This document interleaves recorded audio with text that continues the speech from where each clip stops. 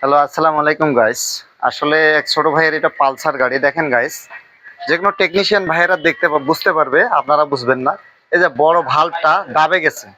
তা গাইস, মূলত আমরা এটা লেদে নিয়ে যাব। ছোট ভাই, কিন্তু বেশি খরচ করা যাবে না, সাময়িকভাবে খরচ করব আমরা। পালসার গাড়ি এই ফার্স্ট, এই প্রথম খোলা। তা আপনারা অবশ্যই ভিডিওটা অনেক দেখার সুযোগ করে দিবেন, কারণ শেয়ার করে দিবেন। এরকম অনেক অনেক বাইক বার ভাইয়ের হয়ে থাকে। এই দেখেন বড় ভালভটা দাবে গেছে।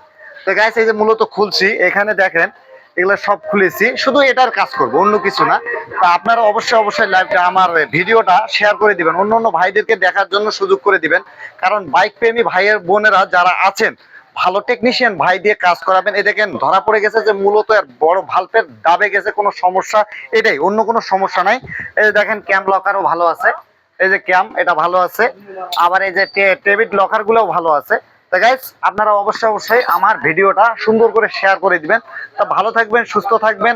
আল্লাহ হাফেজ।